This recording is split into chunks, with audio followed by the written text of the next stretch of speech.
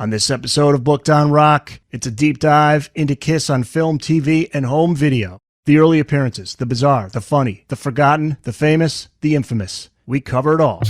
We're totally booked. Rock and roll! Well, I think I'll leave you to your reading. Little Hand says it's time to rock and roll. Rock and roller! We are totally booked.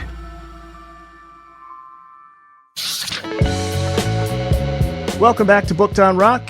I'm Eric Senich. Our guest this episode, John Harrison, author of Creatures of the Screen, the uncensored and unofficial history of Kissploitation on film, television, and home video. Thanks for being on the show, John. Thanks, Eric. Appreciate it. Nice to be here. This is a rare insight into Kiss. There's a lot of Kiss books out there, but I think you even said, I don't believe there's really anything out there that covers the history of Kiss on the screen, the big screen, small screen, home video. Yeah, no, I always sort of had it in the back of my head that I'd love to write a Kiss book someday. Just wanted to wait until I found a good angle for one, because as you mentioned, there's so many Kiss books out there these days, both official and unofficial.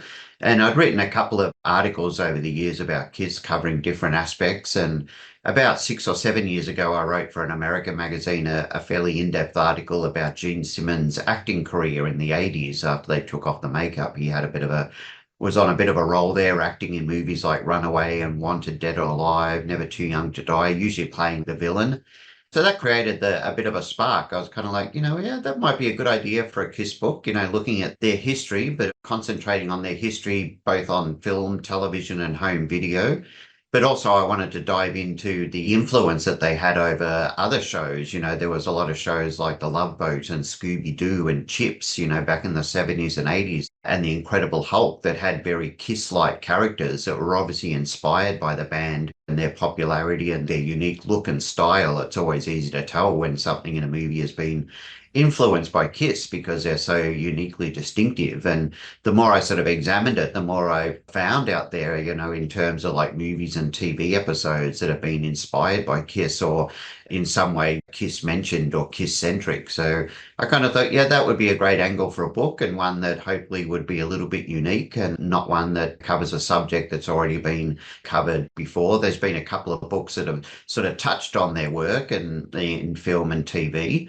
And there's been a couple of books that concentrated solely on their TV movie, Kiss Meets the Phantom of the Park. But as far as I'm aware, this is the first book that just concentrates purely on an overview of all their film and TV work, as well as, as we've mentioned, all the movies that have been inspired and influenced by them. In depth, and it goes back all the way to 1974. We see the first appearance by Kiss on TV. Let's get into those early TV appearances. Their manager, Bill Aucoin, was able to get them on 2 TV shows early, which is impressive since those appearances were usually reserved for established acts. What were those early appearances? The first ever, March 29th, 1974. That's right. I think Bill Aucoin, with his background in television as a producer of Flipside and, just his connections, I think he was fortunate for the band in terms of he had those connections to be able to get them spots on TV shows that were fairly sort of big for a new up-and-coming band. And their first appearance obviously was on the Mike Douglas Show in 1974, not long after their debut album had come out, and that was like a daytime TV show, and you could just imagine all these people at home sipping their cups of tea at lunchtime and suddenly being bombasted by Kiss, wondering what the hell's going on. And of course, they came on and sung Firehouse on the Mike Douglas Show, but prior to that, they brought Gene out for a bit of an interview. I want you to meet one of the members of this act close up. Here from Kiss is Gene Simmons. Excuse me while I spread my wings. Oh, yeah, go right ahead. Gene, what are you? I'm really just a member of KISS, Who dreamed this up, this get-up? We all did. How many members in the There are group? 4 members. Your audience really looks appetizing. Oh, really? Are you a bat? Yes. Actually, what I am is evil incarnate. And some of those cheeks and necks look really good.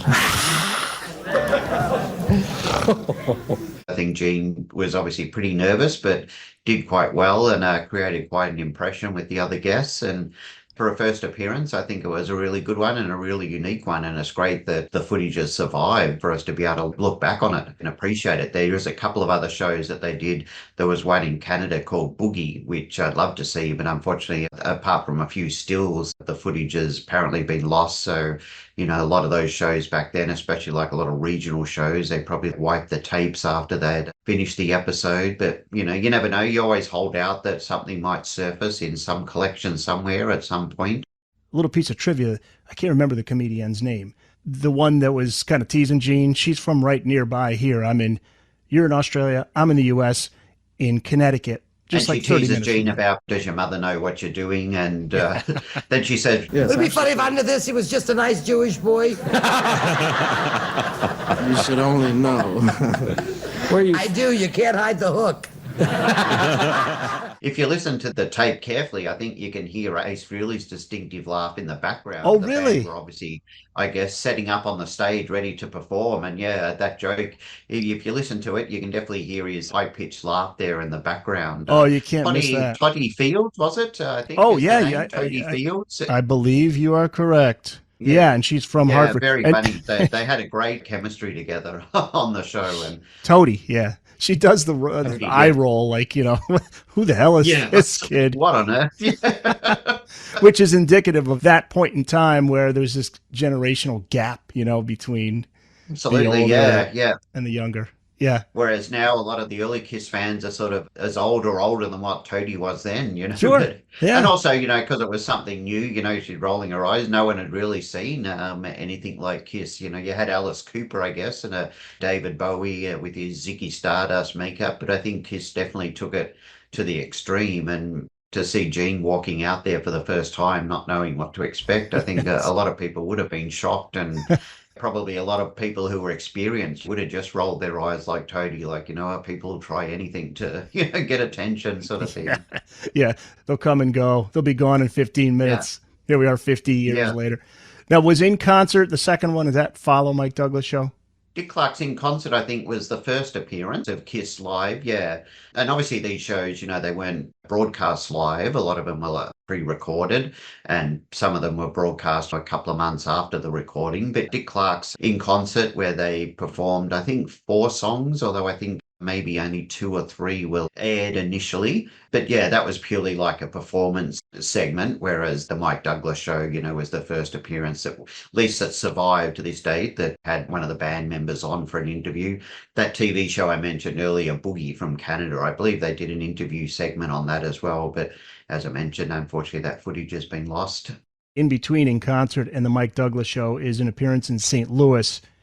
But this was caught on film. There's surviving footage of Kiss, March 31st, 1974. What is on this film, and where can it be found? That's the Kite Festival, I believe. Yeah, so that was a huge outdoor rock concert. There was probably, even to this day, maybe one of the biggest crowds Kiss has ever played to. And obviously they weren't the headliner that day. It was always sort of rumoured that there was footage existing, but none of it really surfaced until about 4 or 5 years ago, when they were putting together that history documentary for A&E. Some 8mm home movie footage of the Kite Festival was surfaced, and that can be found on the History DVD or Blu-ray that you can get or stream online. Very interesting, particularly because it's got Kiss playing in broad daylight, which is very strange to see, playing on an open stage in the middle of the day, But one of the great things about those things is it really creates a bit of a different atmosphere to seeing Kiss at night on a dark stage. Just see them up there on this, and you can tell it was like very windy because their hair's blowing everywhere, and you can actually see a couple of roadies sort of behind the speaker stacks at one point trying to brace them just so they don't blow over in the wind. Unfortunately, it's only like little snippets that have survived. It would have been great if the whole show had been broadcast or filmed, but of course back then, 8mm home movie cameras, they would only have a small roll of film that could maybe, handle 5 or 10 minutes. So people would just turn them on and off for the highlights, as opposed to like a VHS or a video recorder, or even like an iPhone these days, where you can just hold it up and record the whole show from go to woe. I don't know. You may have had this. I'm sure so many Kiss fans had this. I think of probably early 2000s is when we get to that point where you got YouTube, but also there's a lot of file sharing. And I got a bunch of DVDs of all these concerts and footage and TV appearances and all this stuff. It was like a gold mine. I couldn't stop Oh, watching yeah. it, because you wondered as a kid growing up, what was it like? I wish I could see that show, and all those started to roll in.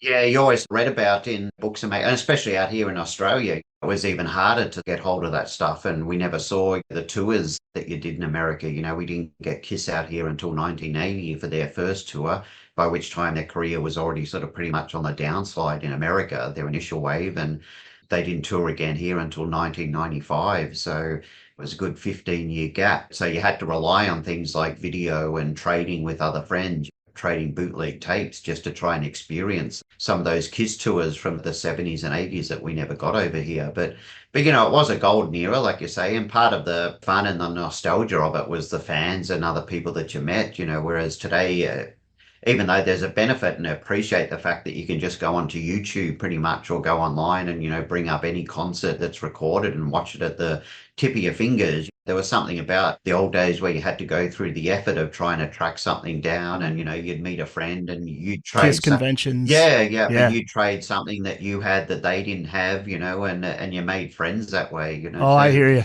there's Yeah. good and bad things to say about modern technology and the way things are done today, but I kind of miss the camaraderie between fans that you had when you were trading, because sometimes you'd talk with other collectors on the phone for hours, just about what you've got and what you want to trade, and that Huge again part was of the part fun. of the Yeah. fun of it. Yeah. Booked on Rock Podcast will be back after this. Surely you can't be serious. I am serious. And don't call me Shirley. Going back to those early days, it is interesting, despite the TV appearances and radio exposure, Kiss struggled, but then you get to the live album, and that's when we know the band takes off. So let's get to the year 1975 now. The first show recorded for the album took place on May 16 at Cobo Hall in Detroit. But you say that the first official Kiss music clips were filmed on May 15th. Tell us about that. This is also when the front album photo was taken? That's correct, yeah. So they did a bit of a rehearsal at a nearby hall, just getting ready for the shows. They knew they were going to be recording them, so they wanted to be, I guess, in tip-top shape. Yeah, they did the photo shoot for the iconic album cover at that rehearsal the day before, the full dress rehearsal. And I guess, again, Bill Aucoin, with his access to film and television equipment, decided to shoot a couple of short clips for two of the songs off the then current album, Dressed to Kill, which were, of course, Rock and Roll All Night and Come On and Love Me. And they, I guess, became the first official Kiss music videos. And I remember as a kid in Australia seeing the Rock and Roll All Night one on a TV show over here we had called Countdown on Sunday night. So I think back then, that was the main function of music videos, even though they weren't really called, I guess they just called them film clips back then, or song clips rather than music videos. But yeah, it was mainly, I guess, done to send out to overseas countries where the band couldn't tour at that point, or just to other areas of the US, I guess, as well, where they weren't able to tour at that point, or they weren't playing, or just for TV shows to run if they were going to do a bit of an interview with them as well, just as a bit of a taste of their show. And those clips were interesting because they included some of the stage effects like Gene breathing fire and the explosions and that. So they were great. They gave a good, I guess, encapsulation of what the live Kiss experience was. But you're right, they were definitely struggling still at that point. Their first three albums had done nothing, so they certainly weren't an overnight sensation. They still hadn't had a gold album, and you can imagine all the money that it was taking to keep the Kiss show on the road. And, I know Casablanca had gambled a lot of money putting out a double album of Johnny Carson show highlights, which they not only spent a lot of money on production-wise, but they'd also spent a lot of money clearing the rights to a lot of the celebrity voices and interviews and that were on it. And that album just totally bombed, so Casablanca were really on the verge at that point, and only really did a live album, I guess, just because they couldn't really afford to go into the studio to do another studio album. And with the first three not selling that well, there was also the thought of, well, what's the point of just going in and doing another album that's only going to sell a couple of 100,000 copies? And I think with Alive, it was kind of like their last roll of the dice. As we know now, of course, a lot of the album was touched up and re-recorded parts in the studio later on. But that's what happens with all live albums, really. None of them are 100% live. But I think with Kiss, it doesn't really matter. It's more about the experience of listening to it, where as a souvenir of what you imagine the Kiss show was like. I think Alive totally hit the nail on the head and just showed that, as the band members have said in the years since, there was nothing wrong with those first three albums. The songs were good, just people thought, well, it doesn't sound though what it's like live. It's not the live Kiss experience, whereas doing the songs for live gave them more that raw feel that the songs had when they came across live, and thankfully worked out for them. It's still only, I think, officially only certified gold. They haven't applied to have the albums recertified in a long time, but it would have to be at least triple platinum at this Oh, point, sure. so it certainly did a lot more than, Sure. they were hoping. I think their initial hope was that if it went gold, that would at least keep them going and give them the motivation to keep going, but it just went beyond their wildest dreams, I Sure. guess. Yeah, there's a famous story of a coin using his credit card, right? He pretty That's much right. Yeah. drained Using his credit card. card. Yeah. Yeah, and there was also rumors about certain notorious Italian families sort of helping to finance the tour and then demanding their money back. Which I could certainly understand that. Bill Aucoin and also Neil Bogart from Casablanca, or, that's part of the parcel, I guess, of promoters back then. They all had some dodgy connections. A few New York mobsters. Yeah. Hey, that stuff went down back in those days, so it wouldn't have been like an Yeah, anomaly. absolutely. There was a Yeah. TV commercial to promote Alive. It remained unseen for decades. What was on that commercial, and why do you think it was never aired? They'd already done an ad for Hotter Than Hell, which is really cool as well. The year before, a TV commercial that did air, and that was really good. It gives us some clips of Kiss playing in the small club still, and there's footage of them clowning around in their motel room and on the way to the airport and in the limousine and that, which is really cool. But for live, yeah, it was mainly just some shots of that warm-up show they did prior to Cobo Hall, of them doing the effects, and just shots of the album cover and the booklet inside. And there's a great voiceover to the rock album of the year, Kiss Alive, on Casablanca. Why it wasn't aired, I'm not sure. I don't think there's a specific reason. I can only maybe think that once the album started taking off on its own, maybe Bill Aucoin thought, or Casablanca thought, maybe the album's doing its own thing without the advertising, so let's save the money that it would have cost to get the commercial on air. Obviously, TV airspace isn't cheap, so they may have thought, yep, it's selling itself. It's about the only reason I could think of. The commercial was airing in the can, so I can only imagine it was a financial reason that they decided not to. But it's great that it did resurface, all these years later, just to watch. A fascinating moment in history is this Cadillac High appearance in Cadillac, Michigan, October 9th and 10th, 1975. For those not familiar, talk about this appearance and how it's possible that maybe more footage of this exists.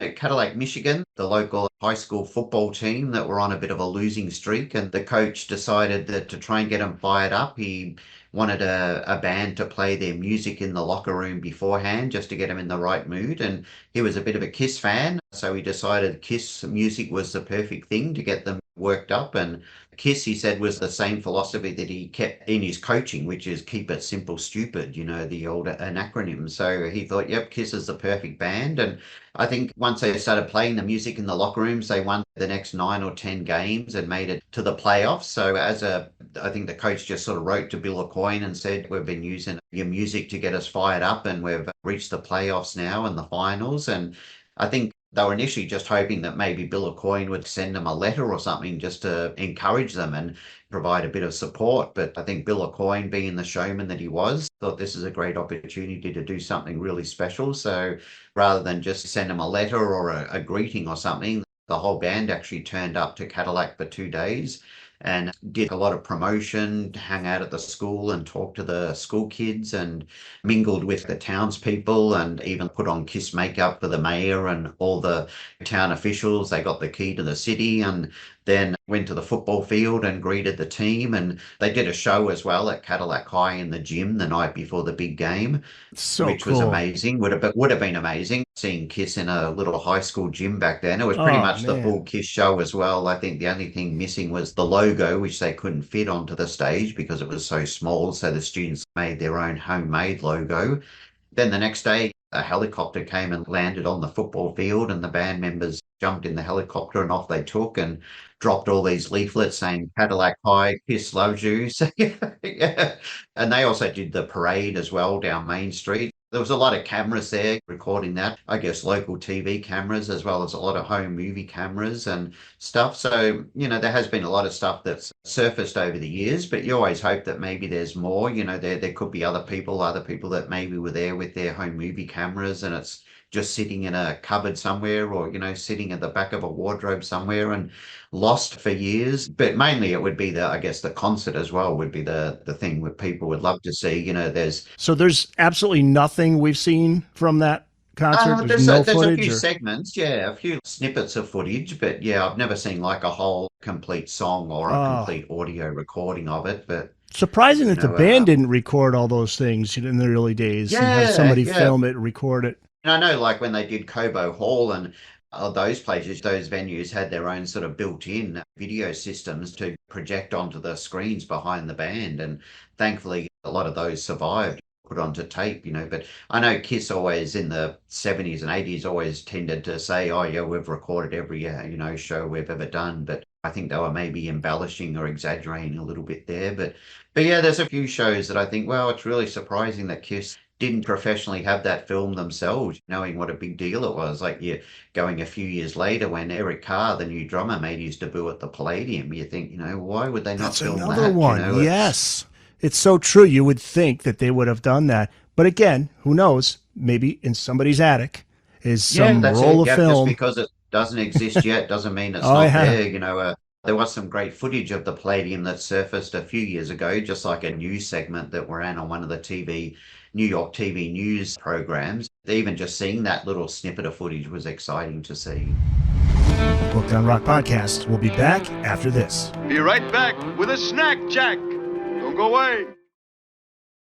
Let's get to that legendary era of Kiss. 76 through 77 mostly, but right up through 1979. The Paul Lynde Halloween special in 1976 is one of the most well-known Kiss appearances. As you write, quote, it's remarkable not just because it features the first primetime appearance of Kiss, but for the simple idea that it even exists. This appearance represents a pivotal moment for Kiss. It is somewhat bizarre to see Paul Lynde and Kiss, but it did a lot for their career. It is, but it's such a classic Kiss moment. How about a little chamber music? A little chamber music. Oh, that would be nice, but where are the musicians? Locked up in a little chamber. But I can summon them. Oh, they make such very soothing, quiet dinner music. You'll love them. We call them Kiss. Oh, not unless you brush your fangs. Okay, boys, play something a little peaceful for Mr. Lynde. I think it really represents a moment where Kiss went from being just a rock band on the rise to becoming true superstars, and that was kind of like their entrance into pop culture. I think it was their first primetime exposure as well, and and just seeing Kiss, as you mentioned, with Paul Lynde, but also with Donny and Marie Osmond and Florence Henderson from the Brady Bunch, and Witchy Poo from HR Puff and Stuff, and the witch from The Wizard of Oz, and just all these characters. It was such a perfect environment for Kiss to play around in. And we not only get to see all these great stars and bizarre skits with Paul Lynde and all the other guest stars, but you also get 3 great performances of the band doing Detroit Rock City, Peter doing Beth and King of the Nighttime World. And Paul Lynde was such an interesting, funny character as well. And we never saw it over here in Australia, unfortunately. I didn't see it until well into the 80s when I got it on like a VHS tape. But, I could just imagine how great and exciting it would have been to have been a fan back then in America and getting to see them. And I can only imagine it also brought in a whole lot of new fans as well that wouldn't have been aware of the band, who probably got turned on to them after that appearance on the show. You quote Paul Stanley in the book. Kind of sad. Paul Lynde was not the happiest guy. If you look at his appearances on, there's a Hollywood Squares, he was like the middle square person for years. And I think you could sort of see there in some of the barbs that he maybe had a bit of a cutting wit that could cut people down to size. And I think if you combine that sort of wit with heavy drinking, as Paul Lynde was known to do, it can often result in some fairly unpleasant behaviour. But I mean, you could throw him back. Great character and great actor as well. I remember him as a kid just always seeing him show up in shows like Bewitched and Yeah. The Munsters, and he was always just hilarious to watch. That's So, right. He's great in the him and Munsters. Kiss I together were forgot. like a dream. Yes, I forgot about that. I love the Munsters too. I think it was like a doctor in the Munsters who Yes.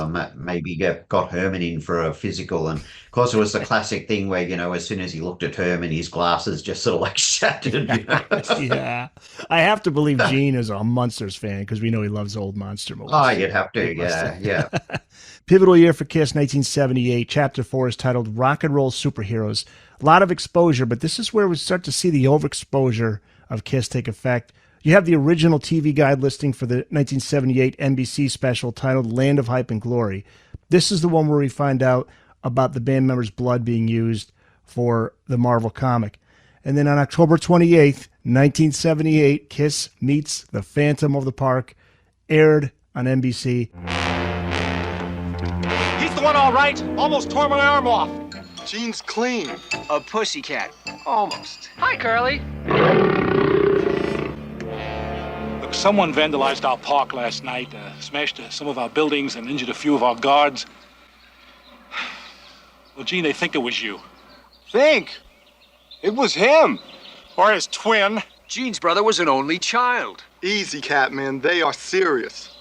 And they've got guns. This was Bill Aucoin's idea. The screenplay was given to two guys who didn't have all that much credibility. Yeah, it was a couple of guys that, as you mentioned, didn't really have much experience. I'm not sure where they picked them out of, but they'd done a couple of low-budget sexploitation flicks, one called Too Hot to Handle. I guess at that point, they probably just went for whoever was cheap. The whole project was based around how can we exploit Kiss. They got Kiss. I think they could have just put anything on paper and it would have sold.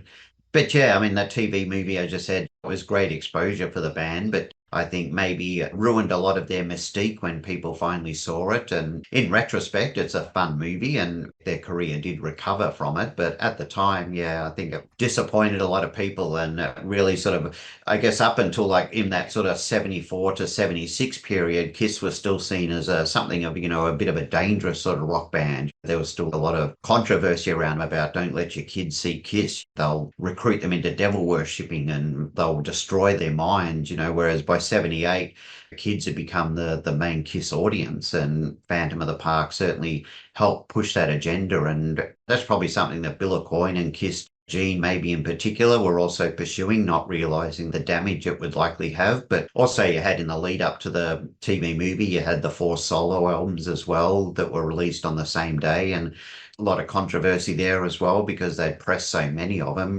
They pressed over 1 million copies of each one, and most of them came back unsold. And when they're offloaded to church fates and op shops and that was another sort of damaging thing for the brand, because as a teenager, if you want your band to be the coolest, and certainly there's nothing cool about seeing one of your favorite band's records sitting there in the discount bin at the local church fete, it doesn't Right. look very cool or dangerous. But it's also, I think, a lot of people don't sort of stop to think about just how much material they put out in that 4-year period between 1974 and the TV movie. It was like 6 studio albums, 2 live albums, a compilation, the 4 solo albums.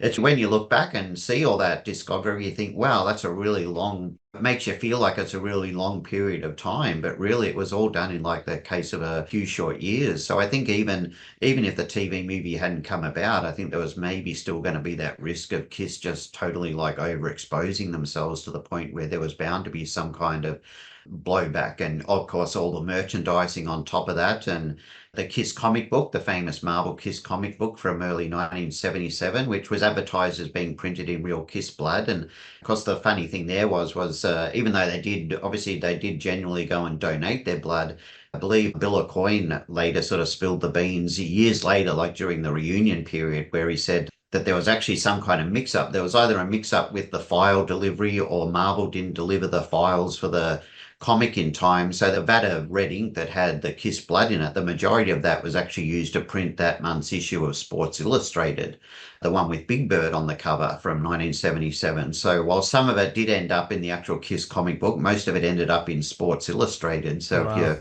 a lot of fans collect both the comic book and that issue of Sports Illustrated with Big Bird on it, just because they know that's the one that also had the Kiss blood. But it was such a great gimmick, though. It obviously got them a lot of publicity. And there's a great news item from one of the New York news stations where the reporter was really snotty about it, saying, very classy guys, really like talking down about them, saying like, what a rotten publicity act. Whereas compared to some of the stunts that people do these days, it's nothing. Booked on Rock Podcast. We'll be back after this. I think you'd be glad later if you weren't here now. John Harrison, author of Creatures of the Screen, the uncensored and unofficial history of Kissploitation on film, television, and home video. For me and many other Kiss fans, the band's appearance on The Tomorrow Show, which aired on Halloween night 1979, is my favorite, not for reasons Paul and Gene want it to be for. Ace steals the show here. Ace was drunk, guzzled champagne before the show, and it becomes the Tom Snyder Ace Frehley show. Ace is just cracking jokes, and you can see Paul and Gene just staring daggers at him. And Peter's loving it because he's sick of Gene and Paul. Tell me about your outfits. I mean, did you design your own outfits, all of you? And tell me what each outfit means. And I'll start with you, Ace. Well, that means a cucumber. I think this outfit is self-explanatory. I mean, this is part of a kind of a V shape. This is my utility belt, and we don't want to go any below than my waist area because that's reserved for concert payers. I understand that. But, and after it's all over, they say, this is what we paid for. And that's right. They always feel short-changed. I stole this from Flash Gordon, and, I have my cape. But you're kind of like a spaceman, huh? No, actually, I'm a plumber. On the side. Look. Well, listen, I got a little piece of pipe backstage I'd like to have you work on. Tell me about it. Oh, you love it, but I like that.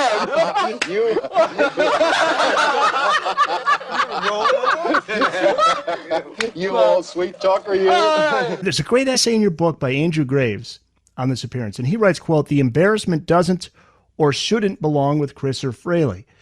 The blame for the terrible atmosphere which ensues lies purely with Stanley and Simmons." I agree. I think with Gene and Paul, The Tomorrow Show was a very sort of serious late night TV show. I mean, Tom Snyder was someone that often had politicians and big political figures and real sort of intellectuals. So for Gene especially, and Paul, I think they saw The Tomorrow Show as their chance to really show the serious side of Kiss, to try and show how intelligent and clever they were. But unfortunately, as soon as Ace started opening his message, that sort of went downhill. And I think rather than go along with it and at least get into the spirit of it, Gene and Paul just decided to like really hunker down. And you can sort of tell Gene's just really miserable and doesn't want to talk about anything really exciting. There's a couple of shots here which you maybe didn't catch, when you first saw it live, but with the benefit of video where you can pause it, you can really see Gene and Paul making dagger eyes towards Ace and Peter. And there's a great moment as well when Ace makes one of his jokes at the band's expense and everyone's laughing. Even Gene and Paul are sort of trying to laugh along with it as well, to try and show a bit of solidarity. But you can actually hear Peter say under his breath, "That's funny, you're going to pay for that in the dressing room later." So he sort of said, Gene and Paul are going to kill you when you get back there. Look, obviously it's become one of the mythical appearances in Kiss history, and for good reason. It's not only funny and endearing, it shows that Kiss were real people with real issues and real problems. They weren't superheroes. And it was kind of like almost watching the band disintegrate before your eyes, being a live show. And unfortunately, with a lot of this stuff too, being a kid in Australia at the time, we didn't get those shows. We never got The Tomorrow Show. Even Kiss Meets the Phantom of the Park never aired over here on TV. We didn't get it till they re-edited it and released it to cinemas here in 1979 as Kiss in Attack of the Phantoms. So I had to actually pay to go and see it, whereas other people got to see it in America for free. But it became a huge hit over here. I played at cinemas for like about 18 months running, because 1979 Kiss suddenly became like absolute megastars here in Australia. I remember the Kiss Attack of the Phantoms cut was still playing at cinemas here 2 or 3 years later in 1981. It's amazing. But the Tomorrow Show and things like the Paul Lynde Halloween special, none of that was aired in Australia at the time. So a lot of it I read about. I collected rock magazines like Circus and Cream in the 70s and 80s, but a lot of that stuff I didn't get to see until later on, trading, as we talked about earlier, trading videos at the Kiss conventions and things like that was when finally got to see all that stuff. It's amazing. So it was interesting for me as a fan to see that stuff years later in hindsight rather than seeing it live. So I always wonder how I would have felt, if I was a kid in America and Kiss were my heroes, my favorite band, watching the Tomorrow Show live. What would I think? Would I think, yeah, go Ace, he's the real rock star? Or would I think, oh, what's happening to my favorite band? They just look miserable. They look like they're not getting on, and they're fighting. But well, was that Andrew? Who's his point is he should have lightened up a little bit and just rolled with it. Yeah, absolutely. It could have all had fun with it, but they just made it worse by trying to pull it back to something that's serious. Just have fun with it. And just made Gene and Paul themselves look more stuffy and humorless, But Andrew's piece is great. He's an English writer. He has a great podcast as well called T for Terror, where he invites a guest on to talk about one particular horror or genre exploitation movie that's influenced him. And being English as well, he's also got like a unique insight into Kiss as well, because Kiss didn't really gain popularity in England until they took off their makeup, which was kind of interesting. Lick It Up was like their first real top 5 album over there. And yeah, he's got a great insight. But yeah, I totally agree. They should have just lightened up and gone with the flow and said that's rock and roll. But there's another great interview that Kiss did just after that with, can't think of the name, but now I'll think of it later. But they were interviewing him backstage before the Dynasty concert. Ace starts making a couple of jokes, and you can sort of hear Gene in the back goes, "Oh, it's going to be another one." It's kind of like saying, "Oh, it's going to be another Tomorrow Show."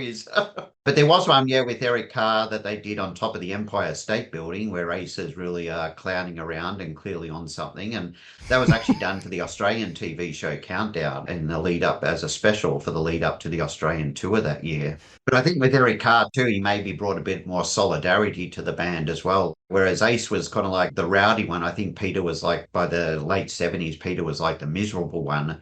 So I think once Eric came in, he maybe brought a bit more sort of a positivity towards the band. So they maybe let Ace get away with a bit more. And also once Peter had gone, Ace didn't really have the voting power that he had when Peter was in the band, because, they were equal partners, whereas Eric was just a paid employee. So, I think they were able to keep Ace under a little bit more rein for a couple of years before he finally left.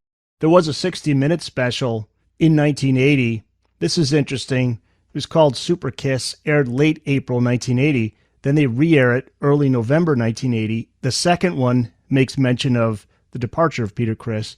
And on July 30th, 1980, Eric Carr is introduced to American television viewers on the show Kids Are People Too. Here's another interesting one. The show aired September 21st of 1980. We at Kids Are People Too are going to help Kiss welcome their newest member.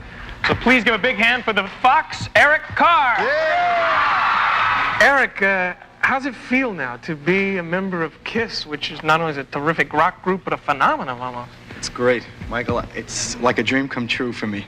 It's kind of odd to see them on a kid's show. And as you know, sad for older fans. Yeah, definitely. I mean, obviously the 60 Minutes was the Australian 60 Minutes, and that was after, because Kiss were just basically like a cult band here in the 70s. They had a couple of minor hits like Rock and Roll All Night had dented the top 10, and Destroyer and Alive had been briefly top 20 albums here, but mostly they were like a low-level cult band while they were superstars in America. It wasn't until Dynasty and I Was Made for Loving You that the popularity out here really broke big. And that's what resulted in Ray Martin from Australian 60 Minutes flying to New York to do an interview with them to cover it, because there was a big controversy out here as well about Kiss being dangerous to the Australian youth and devil worshippers, and that's why 60 Minutes went and covered that. But yeah, Kids Are People Too, I guess they were pretty much one of the only shows that were interested in covering the band at that time, just because of how far their popularity had fallen. And by that stage, the serious sort of mainstream rock magazines like Circus and Cream and Hit Parader still covered them occasionally, but most of the rock press had given up on them. The only magazines that Kiss were getting any coverage in still were the teen mags, like Teen Beat and Tiger Beat. And I remember 16 magazine was one that they were always in, and it was always articles like, Gene's lonely search for love and all these Yeah. really cheesy Yeah. teen love story type scoops. And I still went out and brought every issue of 16. Sure. I'd always be embarrassed buying it because it would have Matt Dillon or the Dukes of Hazzard on the cover or something. But, they were the only magazine that still covered Kiss with any Yeah. regularity. And Didn't People magazine run the picture of the new lineup with Eric people Carr? did, yeah. Yeah, that was about their only mainstream cover for that year when Eric joined. And they did get the cover of Circus that year as well for their anniversary issue. But yeah, definitely their main domain had been the teen magazines. And I guess as a result of that, that's why they were on Kids Are People too, because that was pretty much their audience. And again, that was a show that we never got over here. I first remember seeing it in reruns when I went on my first vacation to America as a kid in 1981 and seeing it on TV. It came up. My mum was like, come on, we're going sightseeing. I'm like, no, Kiss is on TV. We didn't come halfway around the world to watch Kiss. A true Kiss fan. Yeah, it was kind of like even back then, I was kind of like sad just seeing all these little kids screaming at them, thinking, oh, it doesn't, not really rock and roll, unfortunately. Yeah.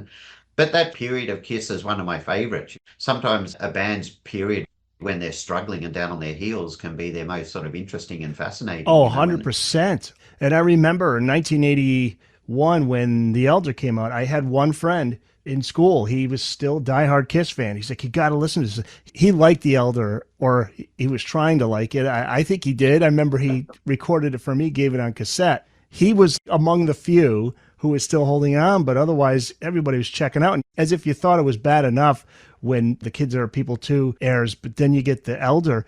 And this chapter 7 is fascinating. It's titled The Elder, the Movie That Never Was, 1981. Now, I know a tour was planned and scrapped, but there was to be a film to go along with the album.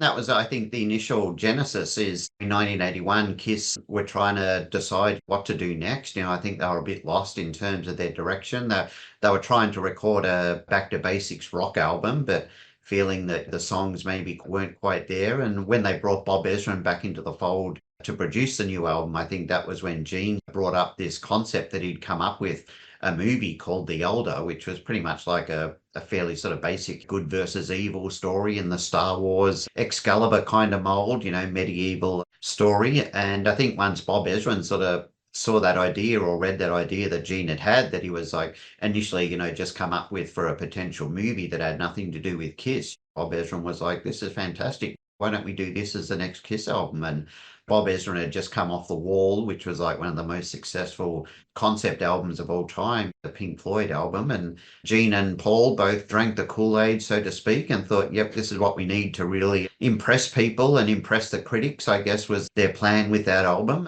They probably figured they also had nothing to lose since their last album, Unmasked, had pretty much bombed in America. But yeah, I mean, over here, Kiss were like the biggest thing in music in 1980. And even over here, by the time The Elder came out, briefly, I think it reached number 11 on the charts in Australia. So it was one of the few places where it actually charted. But within a month, it had just totally gone. Whereas Dynasty was top 5 for like, nearly 2 years running. So even in Australia, The Elder pretty much just totally sunk their career. But, I was like your friend, I was still a fan in 1981. I still had a few sort of friends as well that were eager for it. And I think The Elder pretty much killed off most of the remaining fan base over here for a while. But I always liked it. I thought it was an interesting concept. Thankfully, I always had an open mind to all different kinds of music. I wasn't just like, it's got to be heavy metal or nothing. I loved music soundtracks. I loved Frank Zappa and the Cramps and 60s, 70s stuff. So I always had an open ear to all music. So while I was a bit disappointed that Kiss didn't come back with the full hard rock album that they'd been promising the year before, I still thought, well, this is really interesting. And I think when you listen to it with an open mind, certainly the musicianship is fantastic and the production, there's absolutely nothing wrong with it. I think the general consensus is correct that it's not a bad album. It's just not a good Kiss album. And it certainly wasn't a good Kiss album for the time when they needed perhaps a good, strong, straightforward rock album just to try and get back some of that hardcore fan base that had deserted them after Dynasty and Unmasked. You wonder what might have happened, how their career might have gone if they did come back with a hard rock album. Who knows? But I think you summed it up perfectly. I think the album as a whole takes a hit, but it's unfair to criticize every song on the album because there's some really good stuff on there. Like you say, the production's really solid. If they had used some of those songs just for a straight ahead Kiss album, I think they would have come off great. Like The Oath, Dark Light. Dark Light, yeah, probably my favorite track. Fantastic Ace Frehley solo on it, just blistering. Escape from the Island, Mr. Blackwell, There's some really good songs on there. But as a whole, yeah, I think the whole concept thing was just a little too much to take, a little too silly. Much, and I don't think it was really well thought out. There was always a famous story about when they first played the album for the record execs. They put them in a room and insisted that everyone not talk and just listen to it because they all thought they were going to be exposed to brilliance. I'd love to be a fly on that wall and just see the record companies' faces as the album went on. Because I think initially the original track listing started off with Fanfare, the ballad, and then that operatic song that Paul did, Odyssey. That's now the order that we hear on streaming services and the re-release. That's correct. Yeah, they replaced the original order when they did the remastered CD in the 90s. Can you imagine the look on their face? You guys are kidding, right? You're kidding, right? All right, bring in the real album. So I found some memos from the Australian record company at the time. Polygram over here had sent a bill of coin saying this is absolutely not what Australian Kiss fans were hoping to hear from the band, and almost imploring them to just can the album altogether and just get back into the studio. And I think there was also like another memo from the Australian record company saying the best thing to do for us would be to just put out a compilation album and use a couple of the tracks from the new album, like Oath and The Eye, just to fill it out. But Kiss didn't want anything to do with that. They were convinced that they had a masterpiece on their hands, and unfortunately it didn't pan out that way. But as you mentioned, there was a script written, a feature script that no one's ever really been able to read. There was only one copy of it known to exist, which Gene had and which got sold off at the Kiss auction at Butterfield's in the early 2000s. And I think the guy that brought it, he said he read it himself and didn't really get much out of it, but it would still be a fascinating document to read.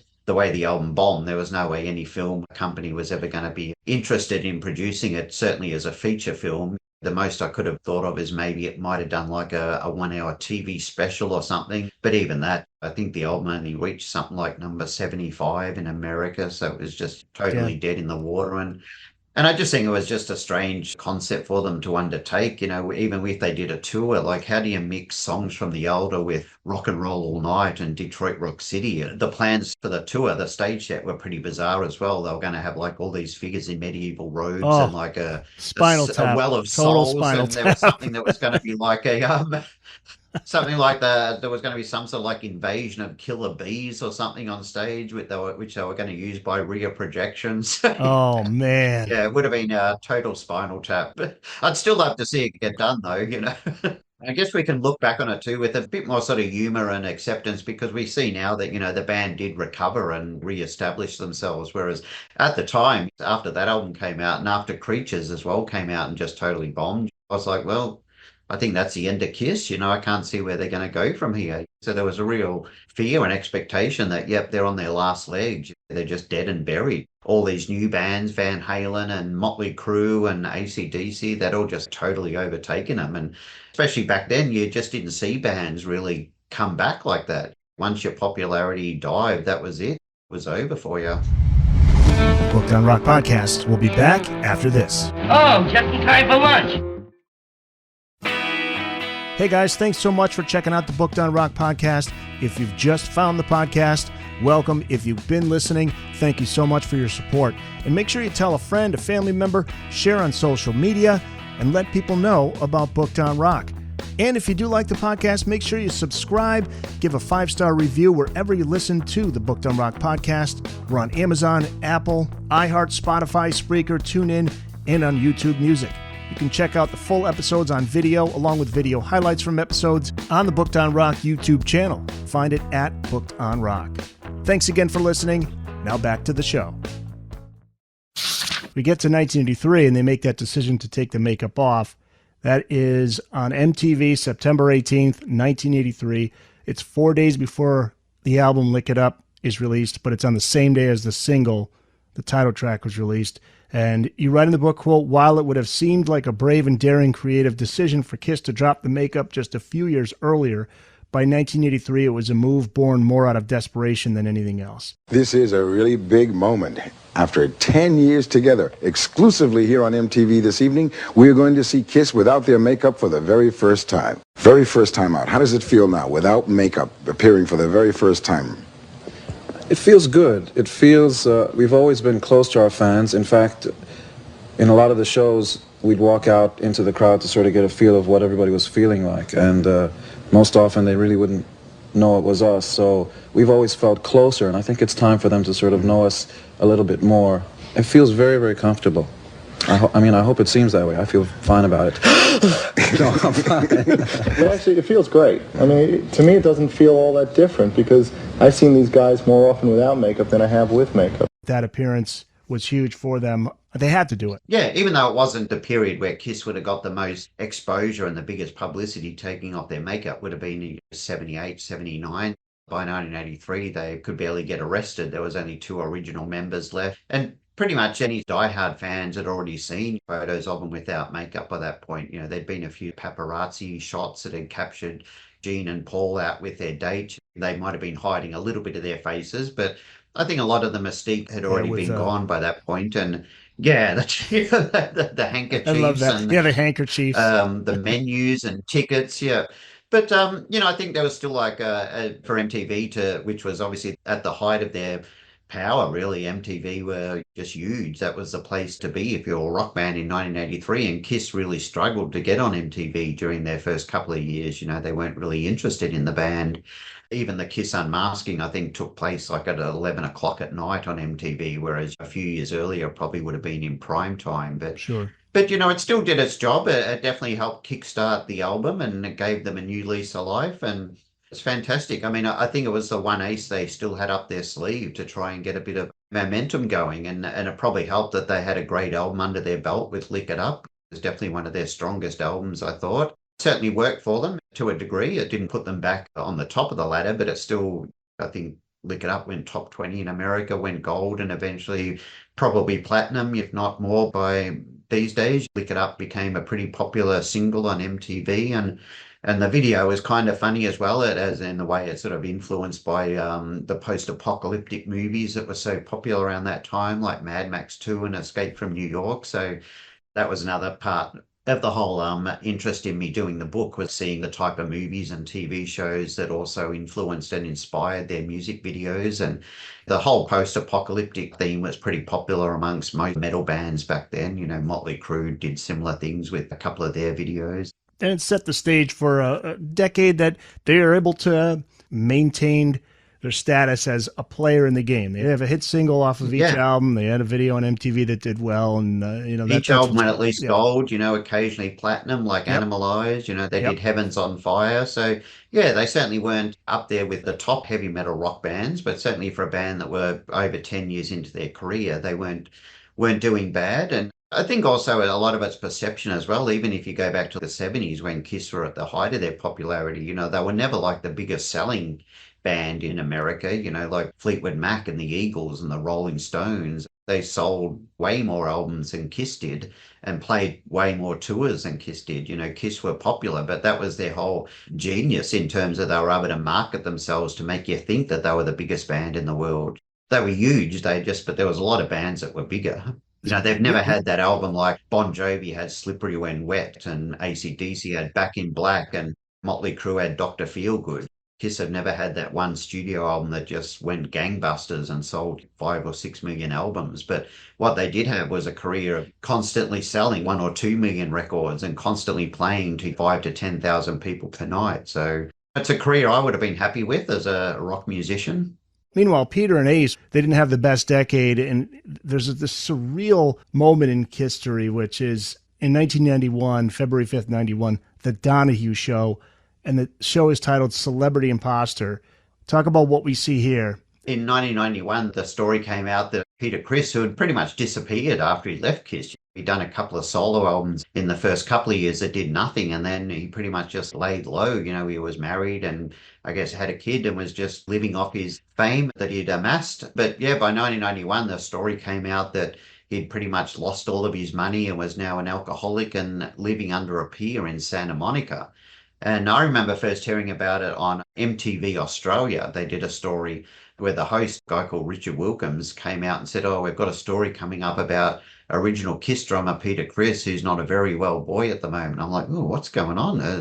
And then, yeah, he sort of, obviously the Star newspaper story or the Enquirer or whatever newspaper it was that was covering it had just come out. And the story was that he'd basically blown through all his money, had become destitute and an alcoholic. And Tom Arnold from the Roseanne show, who'd been married to Roseanne and was a big Kiss fan as a kid, actually read the story and traveled to Santa Monica to try and find him to see if he could help out. And the Donahue show, again, we did get the Donahue show out here at the time, and it showed up, I think it played at like midday over here. And I used to just tune in to see what the subject was going to be every day. And I just tuned in one day, and yep, it was like the Kiss episode. And I was like, holy crap, they're covering it. Donahue's covering it. That's a big story. Not only does this imposter show up, but there's Peter. He comes walking out like we haven't seen this guy in the longest time, and there he is. Yeah. Rock superstar, here's the lead. Rock superstar Peter Criss, the former drummer for Kiss, is a hopeless alcoholic living a pathetic existence on the street of Santa Monica, California. "I've lost it all," Criss told Star, revealing his pitiful plight for the first time. "I blew all the money on cars, hotels, people, and bad investments. We were on the top. We were the biggest. May I ask you now to kindly welcome the real Peter Criss."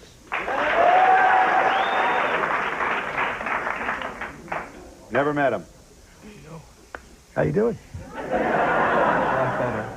Why couldn't you impersonate like the Lone Ranger or a Tano or something like that? You've really given me a rocky time. You want to say something to Peter? You're sorry. Yes. The Star takes your picture, and did they say they were from the Star? No, they didn't. I was in a food line waiting for some food in Santa Monica. They give out hot food, and this writer and photographer came up to me. I just didn't think anything of it. They were taking pictures of a few other people too, and after maybe 20 shots, 30 shots, they said we'd be interested in doing a story. And I was so totally out of it at that time. I was very sick, had edema and kidney and liver problems. Uh-huh. And what'd they offer you, $500? Yeah. That was around the time his own mum was sick and dying from cancer, and that's why he didn't come out to dispute it at the time, because he had no idea all this was going on. He was more preoccupied and concerned with just being by his mother's bedside. But you're correct, it was just such a bizarre moment in history to see them both there confronting each other, and such a bizarre, strange story. Like Tom Arnold, it's like, the what? drummer from Kiss, and Tom Arnold's there. And unfortunately, sadly, the impersonator, I believe, died several years later. He's since passed, yeah. Clearly had some addiction issues and possibly mental health issues as well. So, yeah, I think he was definitely manipulated in it, but at the same time, he also went along with it as well. But yeah. I guess when you're desperate and homeless and an alcoholic, you'll do whatever it takes to get your next drink and roof over your head for a couple of nights. Booked on Rock Podcast. We'll be back after this. Don't go away, gentlemen. We may need all of you.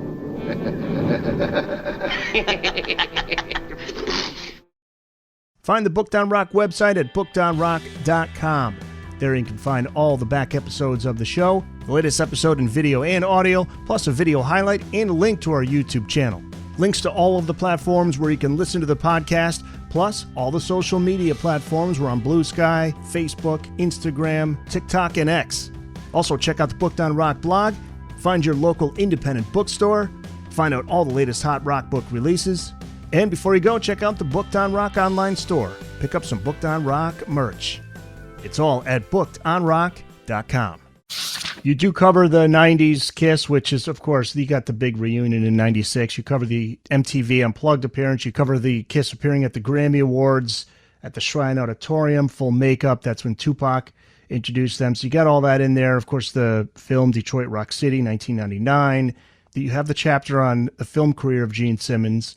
You cover the Kiss documentaries, interviews with key figures in history, but let's finish with the Kiss influence. This chapter takes a look at some of the more interesting and memorable examples of how Kissploitation infiltrated projects, which in most cases had no connection or affiliation with the band itself.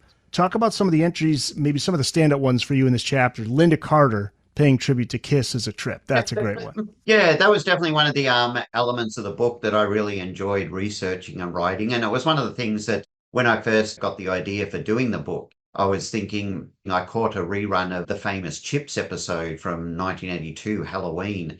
Donnie Most, who played Ralph Malph on Happy Days, plays a controversial gothic glam rock star called Moloch, who has very Gene-like makeup and breathes fire and sings a song called Devil Take Me. And I remember watching that and thinking, wow, this is even more Kiss-inspired than I remembered it. Then I also remembered, there was an old episode of Scooby-Doo that had a Kiss-like character as the villain. So I rewatched that online, and then I started finding other little shows that Kiss had obviously been an inspiration on. So that's what really helped me solidify the approach to the book. And one of the earliest was that Scooby-Doo episode from 1977 called The Diabolical Disc Demon, where the gang go to visit a friend who's a musician in a recording studio, and turns out there's some typical Scooby-Doo story. There's a phantom that's haunting the record studio, but it turns out to just be a guy who's trying to hide the fact that he's stealing albums from the studio and selling them on the street, But the monster in it's called the Diabolical Disc Demon, and he's very much like a Gene Simmons character with the Gene Simmons makeup, and the costume he's got on is very reminiscent of Ace Frehley's Hotter Than Hell outfit. So that's a really interesting early piece of Kissploitation. And then there was a Love Boat from 1979, where one of the characters played by Sonny Bono, a rock star called Deacon Dark, who again has the full white face makeup and does the whole show with explosions and fog. And he's also a bit inspired by Alice Cooper as well, I guess, because he's got a pet boa constrictor. So you could sort of see an Alice Cooper influence in there. But I always thought that was interesting as well, being it was Sonny Bono in early 1979. It's kind of around the same time that Gene was dating his real life ex-wife, Cher. So I kind of wonder whether Sonny Bono took on that role to try and show Cher, see, I can be just as good as Gene Simmons, I'm just as good. So there was that. There was also like an episode of Benson from 1979. I don't know if you remember that sitcom Benson. One of my all-time favorite shows. I can't remember this episode, and I've seen every one, but it's been so long. It was one of the very first ones. I think it might have been like maybe the second or third episode, where the daughter in the show defies the dad's orders and sneaks off to see Kiss with her friend and gets into a lot of trouble. So that was another one that even though Kiss didn't appear in, they were still part of the narrative of the show. There was an episode of The Incredible Hulk where Mackenzie Phillips, the daughter of the Mamas and Papas, John Phillips, plays again another rock star that has a very Kiss-like appearance and very Kiss-like show with a lot of spark machines, and the Hulk ends up getting up on stage at the end to save her because she plans to commit suicide on stage because she's depressed. And that's got a lot of like nice Kiss references as well. When she goes and visits a fan in the hospital and the fan says, oh, you look so different without your makeup. I always wondered what you would look like. And actually the night that it first aired, Kiss were on their Dynasty tour, and I remember they called in to do a radio interview in the city they were playing in the next day, and Ace and Paul start talking about, oh, Kiss were on TV tonight, we were on The Incredible Hulk, there was real Kiss-like bands, so they were obviously in their hotel room watching the show when it aired, so that was kind of fun. And there was just so much stuff that came out that did sort of riff on Kiss. You get into the 90s, there was an episode of Homicide, Life on the Street, about a guy from Turkey who's over visiting a friend in America, and they're going to a Kiss party.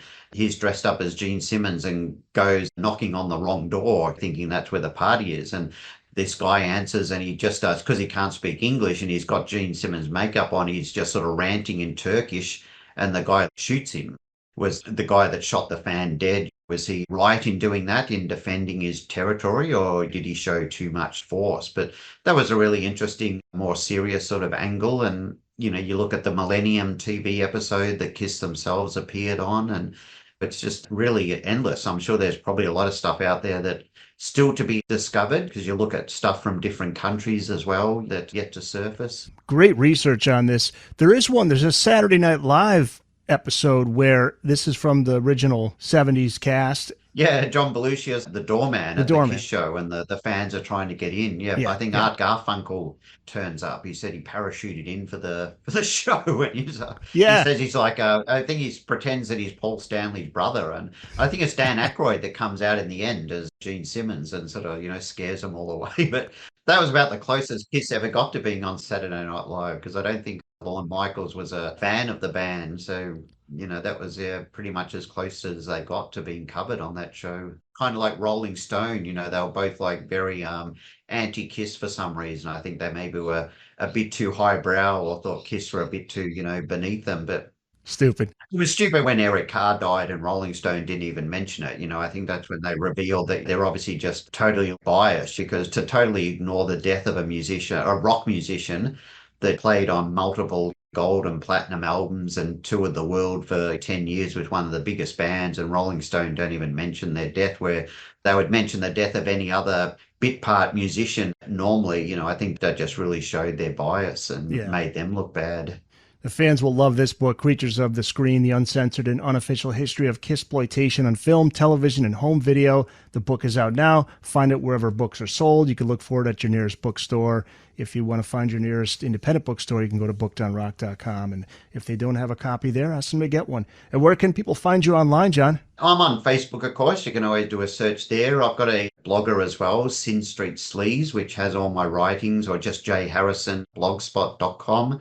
The book itself can be ordered by Bear Manor, the publisher, so bearmanormedia.com, also on Amazon, and as you mentioned, other retailers. And hopefully I'll be doing some book signings coming up locally in Melbourne for people who are local, and got a plan to do a bit of a proper launch for the book at one of the big cinemas here, where I'm going to do a bit of a clip and tell and show some of the clips from some of the shows I talk about in the book, and then have a secret screening. So I'm not sure what I'm going to screen at this point, but there'll be a few fun things. So anyone local, and obviously we'll hopefully film that as well and upload that for people to watch that can't be there.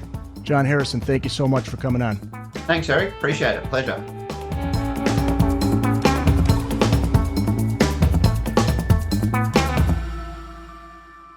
That's it.